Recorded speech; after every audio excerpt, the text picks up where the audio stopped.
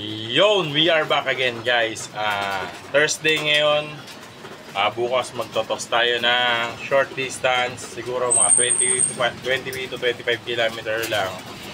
Para lang ibas tayong ibon para sa Barcelona lap. Ang third lap namin ay Barcelona Sorsogon. Doon po kami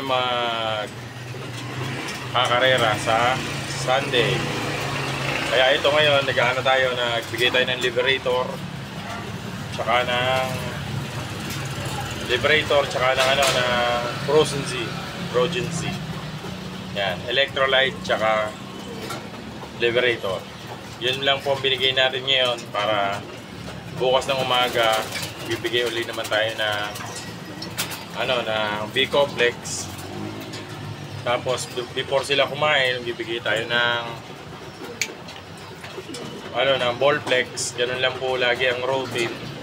Ang kailangan training. At ito yung medyo sobrang layo na hindi naman siya sobrang malayo rin ng talon, tapos parang out of road siya sa ruta. Kung titignan mo, parang hindi siya masyado binibitawan. Kaya kung maririnig nyo, Barcelona Sorsogon. O sige po, makikita nyo po doon. Kaya parang bago lang sa pandinig ng iba.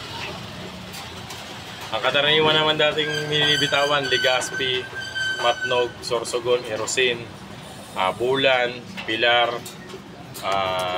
Bato, Balatan, Naga, Daet. Yan, Daet, bihira lang na hindi yan. Yan po yung mga dating napapaghagisan. Ngayon, meron kaming lap. Ang pangalan, ang lugar ay Barcelona. Ang maganda sa Barcelona, pag ikaw nag-champion, nakalagay doon, Barcelona champion ka. Yun ang medyo masaya-saya doon. Iba yung dating ng pangalan Barcelona, kasi alam naman natin sa Barcelona may karera. Mala Belgiuman yung dating ng pangalan.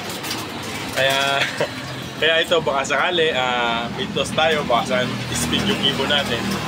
Kasi may nakita ko na ilan-ilan na medyo may speed naman.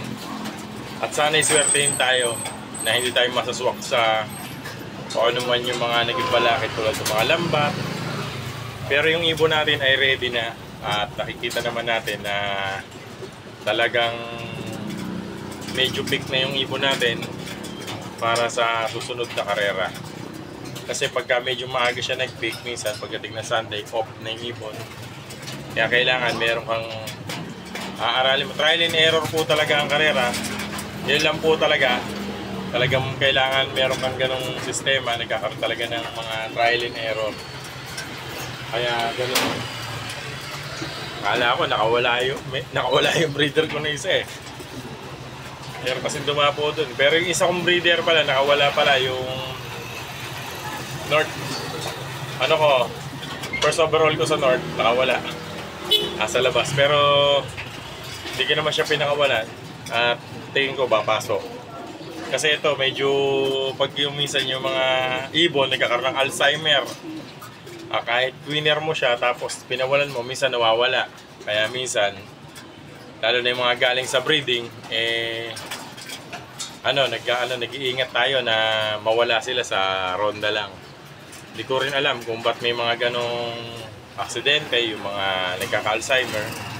Nagkakaroon sila ng kalimot, parang ganon dahil na galing sa breeding or ano. Kaya bukas tuloy yung training ko, 25 kilometers. Kung saan man yung pinakamaganda spot na makikita natin, doon tayo mag-release. Yung pinaka-safe lang para sa gabi, load na natin sila sa PFC para sa Barcelona lap. Yun lang po mga classmates. Salamat!